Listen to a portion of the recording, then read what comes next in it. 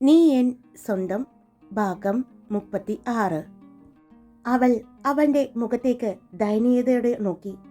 അവൾ അവളുടെ കണ്ണുകൾ മുറുക്കി അടച്ചുകൊണ്ട് പിന്നെ കണ്ണു തുറന്ന് അവനെ നോക്കി. ഇന്ന് വൈകിട്ട് ഗന്ധർവക്ഷേത്രത്തിൽ വന്നാൽ മതി, അവൾ പറഞ്ഞു. ശരി, ഞാൻ വരാം. ഇനി അവിടെ വന്ന് എൻ്റെ ജീവന് ആപത്തായാലും എനിക്ക് എന്ത് സംഭവിച്ചാലും ഒരു പ്രശ്നവുമില്ല. ഞാൻ എൻ്റെ ശരീരത്തിൽ അല്പമെങ്കിലും ജീവനുണ്ടെങ്കിൽ അവിടെ വന്നിരിക്കും. അവൻ പറഞ്ഞുകൊണ്ട് തിരിഞ്ഞു നടക്കാൻ പോയതും അവൾ അവൻ്റെ കയ്യിൽ കയറി പിടിച്ചു. ഇനി ഞാൻ മരുന്ന് വെച്ച് തരട്ടെ, അവൾ ചോദിച്ചു. വേണ്ട, റോയ് വരും, അവനെക്കൊണ്ട് ഞാൻ ചെയ്യിച്ചോളാം എന്ന് പറഞ്ഞ് അവൾ പിടിച്ച കൈ പതിയെ അവൻ മാറ്റിക്കൊണ്ട് അവൻ നടന്നു. അവൻ നടന്നു പോകുന്നത് ദക്ഷ നോക്കി നിന്നു. ശ്രീദേവ് മുറിയിൽ കയറി വാതിലടക്കുന്നത് കണ്ടതും അവൾ വേഗം അവിടെ നിന്നും താഴേക്ക് ചെന്നു. അവിടെ ചെല്ലുമ്പോൾ അവൾ കാണുന്നത് അകത്തേക്ക് കയറി വരുന്ന റോയിയെയും ശങ്കറിനെയുമാണ്. റോയ് ചേട്ടാ, ദേവ് സാറിൻ്റെ കയ്യിൽ നിന്നും ചോര വരുന്നുണ്ട്. സാറ് നടന്നു പോകുന്ന വഴിയിലെല്ലാം ചോരത്തുള്ളികൾ കിടക്കുന്നുണ്ട്. ഒന്ന് വന്ന് നോക്കാവോ, അവൾ ചോദിച്ചു. അത് കേട്ടതും റോയ് വേഗം തന്നെ പടികൾ കയറി മുകളിലേക്ക് ചെന്നു. ശ്രീദേവിൻ്റെ റൂമിൻ്റെ വാതിൽ തുറന്നതും കാണുന്നത് ബെഡിൽ കിടക്കുന്ന ശ്രീദേവിനെയാണ്. കണ്ണുകൾക്ക് മുകളിൽ കൈ വട്ടം വെച്ചിട്ടുണ്ട്. ആ കൈയിൽ നിന്നും ചോരത്തുള്ളികൾ താഴേക്ക് വീഴുന്നത് കണ്ട് റോയ് വേഗം അവൻ്റെ അടുത്തേക്ക് ചെന്നു. നീ എന്താ ശ്രീദേവ് ഈ കാണിക്കുന്നത്?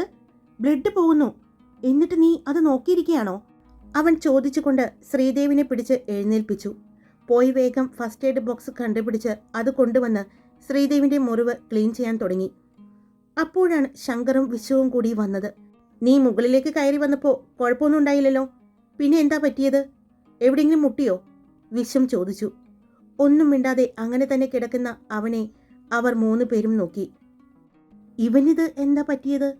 പതിയെ ശങ്കർ വിശ്വത്തിനോട് ചോദിച്ചു. അറിയില്ല, ദക്ഷ മുകളിലേക്ക് കയറി വരുന്നത് കണ്ട് ചാടിക്കയറി വന്നതാണ്. ഇനി അവൾ എന്തെങ്കിലും പറഞ്ഞോ അല്ലെങ്കിൽ ഒന്ന് പൊട്ടിച്ചോ എന്ന് അറിയില്ല. എന്തെങ്കിലും അറിയണമെങ്കിൽ ഇവൻ വായ തുറക്കണം, അല്ലെങ്കിൽ അവൾ എന്ന് പറഞ്ഞ് വിശ്വ ശ്രീദേവിൻ്റെ അടുത്ത് ഇരുന്നു. പറയ് ശ്രീദേവ്, മുകളിലേക്ക് കയറി വരുന്നത് വരെ കുഴപ്പമൊന്നും ഉണ്ടായില്ലല്ലോ, ഇപ്പോൾ എന്താ പറ്റിയത്? എന്താ ഉണ്ടായത്? വിശ്വം ചോദിച്ചു. എനിക്ക് അല്പസമയം ഉറങ്ങണം എന്ന് മാത്രം അവൻ പറഞ്ഞു. കണ്ണുകൾ അടച്ചു. അപ്പോഴേക്കും റോയ് അവൻ്റെ കയ്യിൽ മുറിവെല്ലാം ക്ലീൻ ചെയ്ത് ഡ്രസ്സ് ചെയ്ത് കൊടുത്തു.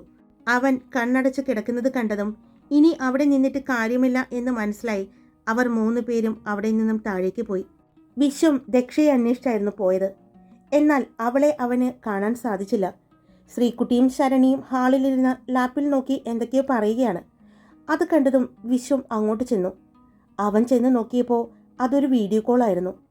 സോഫയിൽ തിരിഞ്ഞിരുന്നത് കൊണ്ട് അവൻ പുറകിൽ വന്നു നിന്ന ശ്രീകുട്ടിയും ശരണിയും അത് കണ്ടില്ല.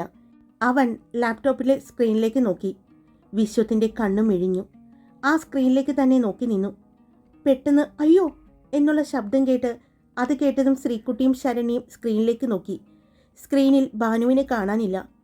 എന്താ എന്താ ഭാനു? ശ്രീകുട്ടി ചോദിച്ചു.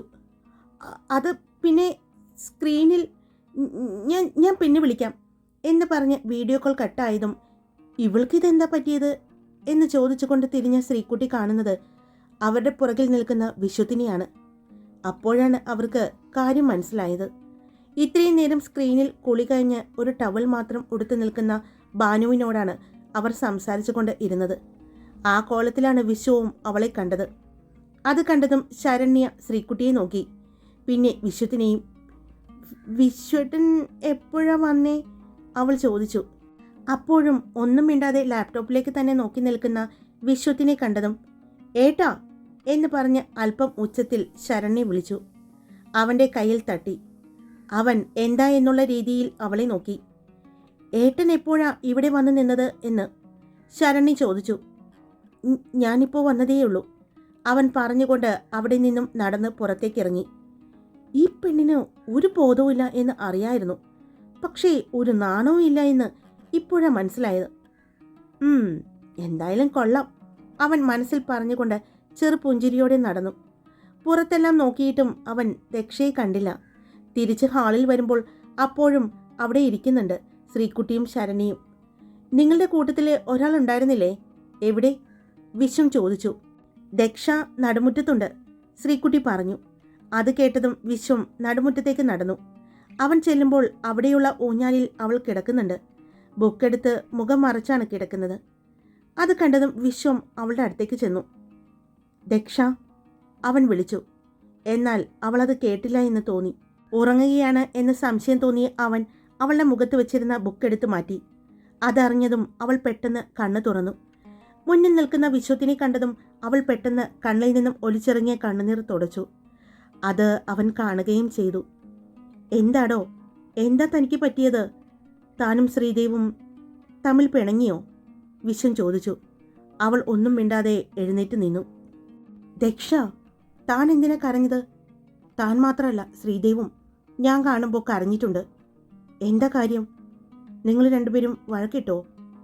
അവൻ തന്നെ വഴക്ക് പറഞ്ഞോ? എന്താ കാര്യമെന്ന് വെച്ച് പറ ദക്ഷ. അവനാകെ വിഷമിച്ചിരിക്കുന്നത് ഞാൻ വളരെ കുറച്ച് മാത്രമേ കണ്ടിട്ടുള്ളൂ. ഇന്ന് അത്രയും അവൻ സങ്കടപ്പെട്ടിട്ടുണ്ടെങ്കിൽ അതിന് പിന്നിൽ എന്തോ ഉണ്ട്. ഇവിടെ വന്നപ്പോൾ താനും വിഷമിച്ചിരിക്കുന്നു. എന്താ കാര്യമെന്ന് പറ ദക്ഷ. ഞാൻ ചോദിച്ചിട്ട് അവനൊന്നും പറയുന്നില്ല. താനെങ്കിലും പറയ്. അവൾ അങ്ങനെ നിൽക്കുന്നത് കണ്ടതും അവൻ, ദക്ഷ, താൻ ഇവിടെ ഇരിക്കെ എന്ന് പറഞ്ഞ് അവളെ ഊഞ്ഞാൽ കട്ടിലിൽ ഇരിക്കാൻ പറഞ്ഞു. അവൾ അവൻ്റെ മുഖത്തേക്ക് നോക്കിയപ്പോൾ, എനിക്ക് തന്നോട് സംസാരിക്കാനുണ്ട് ദക്ഷ. വിശ്വം പറഞ്ഞതും ദക്ഷ അവിടെ ഇരുന്നു. ഇനി പറ, എന്താ നിങ്ങൾ തമ്മിൽ വഴക്കിട്ടോ? അവൻ ചോദിച്ചപ്പോൾ അവൾ അവൻ്റെ മുഖത്തേക്ക് നോക്കി. എനിക്കറിയാം ശ്രീദേവിന് തന്നെ ഇഷ്ടമാണെന്ന്. അവൻ എന്നോട് പറഞ്ഞതല്ല, ഞാൻ അവൻ്റെ പ്രവൃത്തിയിൽ നിന്നും കണ്ടുപിടിച്ചതാണ്. കാരണം അധികമൊന്നും കാണാത്ത അവൻ്റെ ചില പ്രവൃത്തികൾ കണ്ടപ്പോൾ എനിക്ക് തോന്നിയതാണ്. വിശ്വം പറഞ്ഞു. ശരി, തനിക്കിനി അത് എന്നോട് പറയാൻ പറ്റുന്നില്ല എങ്കിൽ ഞാൻ കുറച്ച് കാര്യങ്ങൾ തന്നോട് പറയാം. തനിക്ക് ശ്രീദേവിനെക്കുറിച്ച് ഒരുപാടൊന്നും അറിയില്ല എന്ന് എനിക്കറിയാം.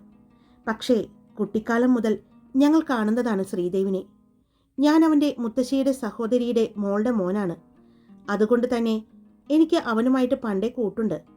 ഞങ്ങൾക്കിടയിലേക്ക് കടന്നു വന്നതാണ് റോയും ശങ്കറും. അതും ഹൈദരാബാദ് വെച്ച്. വെക്കേഷന് നാട്ടിൽ വന്ന് പോയപ്പോൾ ഇവനെ പിരിഞ്ഞു നിൽക്കാൻ പറ്റില്ല എന്ന് ഞാൻ വാശി പിടിച്ച് കരഞ്ഞു. ഞാൻ കരയുന്നത് കണ്ടപ്പോൾ അവനും വാശി പിടിച്ചു. അങ്ങനെ എന്നെ കൊണ്ടുപോയതാണ് പാലസിലേക്ക്. പിന്നെ അവിടെയായിരുന്നു ഞങ്ങൾ ജീവിച്ചത്. അവിടെ വെച്ചാണ് മലയാളികളായ ശങ്കറും റോയും ഞങ്ങളുടെ ഇടയിലേക്ക് വരുന്നത്. എന്നാലും ഒരു പൊടിക്ക് ഇഷ്ടക്കൂടുതൽ എനിക്കും ശ്രീക്കും ഉണ്ട്. ശ്രീദേവ് ഞങ്ങൾക്ക് ശ്രീയാണ്. ഞങ്ങൾ കോളേജിൽ പഠിക്കുമ്പോൾ എല്ലാം ഞങ്ങൾ പെൺകുട്ടികളെയൊക്കെ നോക്കും. ശ്രീക്ക് അങ്ങനെയൊന്നും ഉണ്ടായിരുന്നില്ല. എല്ലാവരും ജാടയാണ് അവന് പാലസിലെ ആയതുകൊണ്ടാണ് എന്നെല്ലാം പറയുന്നവരുണ്ട്. പിന്നെ സിനിമയിൽ വന്നപ്പോഴും അങ്ങനെ തന്നെ. മുത്തശ്ശൻ സിനിമാ നിർമ്മാണ കമ്പനി തുടങ്ങിയത് പോലും ഇവന് വേണ്ടിയാണ് എന്ന് എല്ലാവരും പറയുന്നത്. എന്നാൽ അവനത് കാര്യമാക്കിയിട്ടില്ല. അതിൽ നിന്നും തുടങ്ങിയ യാത്ര ദേ ഇവിടം വരെ എത്തി നിൽക്കുന്നത്. പിന്നെ അവൻ പറഞ്ഞിട്ടുണ്ടാകും എന്ന് തോന്നുന്നു. അവൻ ഒരു നല്ല നടൻ മാത്രമല്ല, നല്ലൊരു ബിസിനസ്മാൻ കൂടിയാണ്. SRD ഗ്രൂപ്പ്, SS ഗ്രൂപ്പ് എന്ന വലിയ 2 ബിസിനസ് സ്ഥാപനങ്ങളുടെ സാരഥി കൂടിയാണ്. അവിടെയൊന്നും പതറാത്ത തളരാത്ത അവൻ ഇന്ന് തളർന്നു നിൽക്കുന്നത് ഞാൻ കണ്ടു. അവന് അവൻ്റെ കാര്യത്തിൽ ആരും ഇടപെടുന്നത് ഇഷ്ടമല്ല. ഇപ്പോൾ ഞാൻ തന്നോട് സംസാരിച്ചത് അറിഞ്ഞ അത് മതി എന്നോട് ദേഷ്യപ്പെടാൻ. അവന് അവൻ്റെ കാര്യങ്ങൾ സ്വന്തമായി ചെയ്യുന്നതാണ് ഇഷ്ടം. ആരും അതിലിടപെടുന്നത് അവനിഷ്ടമല്ല. പക്ഷെ എൻ്റെ ശ്രീ, അവൻ്റെ മനസ്സറിയുന്ന ഞാൻ ഇത്രയെങ്കിലും പറയണ്ടേ? അവന് അവൻ്റെ ജീവിതത്തിൽ ആദ്യമായി പ്രണയം തോന്നിയത് തന്നോടാണ്. അതെനിക്ക് ഉറപ്പിച്ച് പറയാൻ പറ്റും ദക്ഷ. വിശ്വം പറഞ്ഞതും അവൾ അവനെ നോക്കിക്കൊണ്ട് അവിടെ നിന്നും നടന്നു. പെട്ടെന്നുള്ള അവളുടെ ആ പോക്ക് കണ്ട വിശ്വം പകച്ചു നിന്നു. ദക്ഷ പടികൾ കയറി പോകുന്നത് നോക്കി നിന്ന വിശ്വം സ്റ്റെയറിനടുത്തേക്ക് വന്നു. അവിടെ അത് കണ്ടുകൊണ്ട് നിന്ന ശങ്കറും റോയും, എന്താടാ, എന്താ പറ്റിയത്? അവളാകെ വിഷമിച്ചാണല്ലോ പോയത്, ശങ്കർ ചോദിച്ചു. എനിക്കറിയാൻ പാടില്ല, രണ്ടെണ്ണവും എന്തെങ്കിലും പറയണ്ടേ? പക്ഷേ ഒരു കാര്യം ഉറപ്പാണ്, എന്തോ വഴക്കുണ്ടായിട്ടുണ്ട്. അവൻ എന്തെങ്കിലും പറഞ്ഞിട്ടുണ്ടോ എന്ന് അറിയില്ല. ആ പെങ്കൊച്ച് ഒന്നും പറയാൻ സാധ്യതയില്ല. പിന്നെ നമ്മുടെ ശ്രീയെ നമുക്കറിയില്ലേ, അവൻ എന്തെങ്കിലും പറഞ്ഞിട്ടുണ്ടെങ്കിൽ ഉണ്ടാകൂ, വിശ്വം പറഞ്ഞു. നമുക്കൊന്ന് പോയി നോക്കണോ? റോയ് ചോദിച്ചു. വേണ്ട, അവരായി അത് അവരുടെ പാടായി. അവർ വഴക്കിട്ടിട്ടുണ്ടെങ്കിൽ അവർക്ക് എന്തെങ്കിലും പറയാനുണ്ടെങ്കിലും അവർ തന്നെ പറഞ്ഞു തീർക്കട്ടെ, അതാ നല്ലത്. എനിക്ക് വയ്യ അതിൻ്റെ ഇടയ്ക്കിടന്ന് ചാകാൻ. അല്ല എടാ, അത് പറഞ്ഞപ്പോഴാ ബാക്കിയുള്ളവർ എന്ന് വരുന്ന പറഞ്ഞത്? ശങ്കർ ചോദിച്ചതും ആര്? വിശ്വം ചോദിച്ചു. അല്ല, അവളുടെ ബാക്കിയുള്ള കൂട്ടുകാരെ എന്ന് വരുന്ന പറഞ്ഞത്. നമ്മൾ കൊണ്ടുവരാൻ പോണോ, അല്ലെങ്കിൽ അവർ തന്നെ എത്തിക്കോളോ? അവർക്ക് ഇവിടെ വഴി അറിയോ? ഇതെല്ലാം ചോദിക്കുന്ന ശങ്കറിനെ റോയും വിശ്വവും അത്ഭുതത്തോടെ നോക്കി. പിന്നെ അവരുടെ മുഖത്ത് ഒരു കള്ളച്ചിരി വിരിഞ്ഞു. എന്താ മോനെ ശങ്കറെ നിന്റെ ഉദ്ദേശം? വിശ്വം ചോദിച്ചു. അല്ലടാ, അവർക്ക് ഇവിടെ ഒന്നും വന്ന് പരിചയമില്ലല്ലോ, അപ്പോൾ വഴി തെറ്റിപ്പോണ്ടാന്ന് വെച്ച് ഞാൻ ചോദിച്ചതാണ്, ശങ്കർ പറഞ്ഞു. നീ വഴി തെറ്റിക്കാതെ ഇരുന്നാൽ മതി, വിശ്വം പറഞ്ഞുകൊണ്ട് അവിടെ നിന്നും സോഫയിലേക്ക് പോയിരുന്നു. എന്നാലും അവൻ്റെ നോട്ടം എപ്പോഴും മുകളിലേക്ക് പോകുന്നുണ്ട്. അത് കണ്ട് ശങ്കറും റോയും അതുപോലെ തന്നെ വന്നിരുന്നു. എടാ, നമുക്ക് ശരണ്യെ അങ്ങോട്ട് വിട്ടാലോ? അയ്യോ വേണ്ട എൻ്റെ പൊന്നോ, ഇപ്പോൾ അവർ തമ്മിൽ എന്തെങ്കിലും ചെറിയൊരു പ്രശ്നം ഉണ്ടാവും. അവൾ ചെന്ന് അത് വലുതാക്കി വലിയൊരു പ്രശ്നമാക്കി മാറ്റാൻ നിൽക്കണ്ട. അതുകൊണ്ട് അങ്ങോട്ട് ആരും പോകണ്ട, ശങ്കർ പറഞ്ഞു. ദക്ഷ നേരെ ചെന്നത് ശ്രീദേവിൻ്റെ മുറിയിലേക്കാണ്. ഡോറ് അടച്ചിട്ടുണ്ട്, പക്ഷെ കുറ്റിയിട്ടിട്ടില്ല എന്നറിയുന്നത് കൊണ്ട് അവൾ പതിയെ ഡോറ് തള്ളി. ഡോറ് തുറന്നതും അവൾ അകത്തേക്ക് നോക്കി. നോക്കിയതേ കണ്ടു തൂവെള്ള ബെഡിൽ കിടന്ന് ഉറങ്ങുന്ന ശ്രീദേവിനെ. ഉറങ്ങുകയാണോ കണ്ണടച്ച് കിടക്കുകയാണോ എന്ന് ചെറിയൊരു സംശയം തോന്നി അവൾ നടന്ന് അവൻ്റെ അടുത്തേക്ക് ചെന്നു. നേരത്തെ കിടന്നതുപോലെ തന്നെ കണ്ണിന് കുറുകെ കൈവച്ചുകൊണ്ടാണ് കിടക്കുന്നത്. അതുകൊണ്ട് തന്നെ അവൾക്ക് അവൻ ഉറങ്ങുകയാണോ എന്ന് മനസ്സിലാവാതെ വന്നതും അവൾ പതിയെ അവൻ്റെ ആ കയ്യിൽ തൊട്ടു. മുറിവ് കെട്ടിവെച്ചിട്ടുണ്ട്. അത് കണ്ടതും അവൾ തിരിഞ്ഞു നടക്കാൻ പോയതും പറയ് ദക്ഷ, ഇനി എന്താ നിനക്ക് പറയാനുള്ളത്? പെട്ടെന്ന് ശ്രീദേവ് ചോദിച്ചതും അവൾ നിന്നു. ഞാൻ എങ്ങനെ മനസ്സിലായി ഞാനാണെന്ന് അവൾ ചോദിച്ചു. അതിനാണോ നീ ഇപ്പോൾ ഇങ്ങോട്ട് വന്നത്? ശ്രീദേവ് ചോദിച്ചു. അല്ല പിന്നെ അത് പിന്നെ എടോ, തന്നോട് ഞാൻ ഇഷ്ടമല്ല എന്ന് പറഞ്ഞോടോ? എപ്പോഴെങ്കിലും അങ്ങനെ പറഞ്ഞിട്ടുണ്ടോ? പെട്ടെന്നുള്ള അവളുടെ ആ ചോദ്യം കേട്ട് ശ്രീദേവ് കണ്ണിന് മുകളിൽ വെച്ച കൈയെടുത്ത് മാറ്റി ഞെട്ടലോടെ അവളെ നോക്കി. തൻ്റെ മുന്നിൽ യാതൊരു കൂസലുമില്ലാതെ നിൽക്കുന്ന അവളെ കണ്ടതും അവൻ പതിയെ അവിടെ നിന്നും എഴുന്നേറ്റ് ഇരുന്നു, അവളെ തന്നെ നോക്കിക്കൊണ്ട്. എനിക്ക് മനസ്സിലായില്ല, അവൻ പറഞ്ഞു.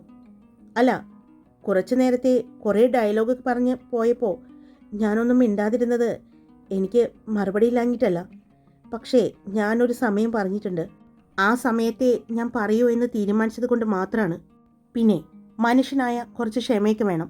അല്ലാതെ എന്തെങ്കിലും പറഞ്ഞിട്ടുണ്ടെങ്കിൽ അത് അപ്പോൾ തന്നെ നടക്കണം എന്നൊക്കെ തീരുമാനിച്ചാൽ അതെങ്ങനെ ശരിയാകുന്നത്?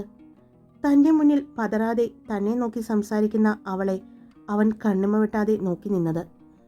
ഇതിപ്പോൾ ഇവൾക്ക് എന്താ പറ്റിയത് എന്നായിരുന്നു അവൻ ചിന്തിച്ചത്. എന്നാൽ അവൻ എന്തെങ്കിലും പറഞ്ഞാൽ താൻ പെട്ടുപോകും എന്നുള്ള ചിന്തയിലായിരുന്നു ദക്ഷയും നിന്നത്. നിനക്ക് എന്താ പറ്റിയത്? ശ്രീദേവ് ചോദിച്ചു. എനിക്കൊന്നും പറ്റിയില്ല. ഞാൻ തിരിച്ചു ചോദിക്കട്ടെ, നിങ്ങൾക്ക് എന്താ പറ്റിയത്? അവൾ ചോദിച്ചു. എനിക്ക് പറ്റിയത് നിനക്കറിയില്ലേ? ശ്രീദേവ് തിരിച്ചു ചോദിച്ചു. ഇല്ല, എനിക്കറിയില്ല. എന്താ നിങ്ങൾക്ക് പറ്റിയത്? അവൾ ചോദിച്ചു.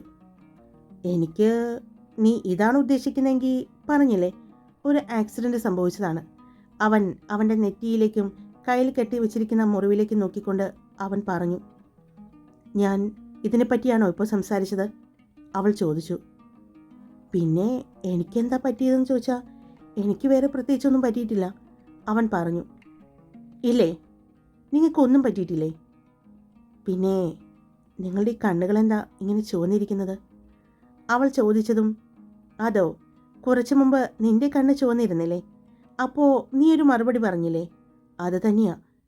പക്ഷേ നിനക്ക് വേദനിച്ചത് ഞാൻ കഴുത്തിൽ പിടിച്ചപ്പോഴാണെങ്കിൽ എനിക്ക് വേദനിച്ചത് നിന്റെ മൗനം കൊണ്ടാണെന്ന് മാത്രം, ശ്രീദേവ് പറഞ്ഞു. അത് അവളെ വല്ലാതെ വേദനിപ്പിച്ചു. എന്നാ ആ വേദന മാറ്റാനുള്ള മരുന്നും എൻ്റെ കയ്യിലുണ്ട്, അവൾ പറഞ്ഞു. ഹായ്, സ്റ്റോറിയുടെ ലെങ്ത്ത് കുറവാണെന്നറിയാം. ഹോസ്പിറ്റലിൽ തിരക്കും കാര്യങ്ങളായതുകൊണ്ട് ഇത്തിരി ബിസിയാണ് ഞാൻ. എന്തായാലും സ്റ്റോറി ഇടാൻ ശ്രമിക്കാം, ലെങ്ത്ത് കുറവാണെങ്കിലും. ഓക്കെ, അപ്പോൾ നിങ്ങളുടെ അഭിപ്രായങ്ങൾ പറഞ്ഞോളൂ. വീഡിയോ ഇഷ്ടപ്പെട്ടാൽ ലൈക്ക് ചെയ്യാനും നിങ്ങളുടെ അഭിപ്രായങ്ങൾ കമൻറ്റ് ചെയ്യാനും സബ്സ്ക്രൈബ് ചെയ്യാതെ കേൾക്കുന്നവരുണ്ടെങ്കിൽ സബ്സ്ക്രൈബ് ചെയ്യാനും മറക്കല്ലേ. Love you all. It's me Karthika.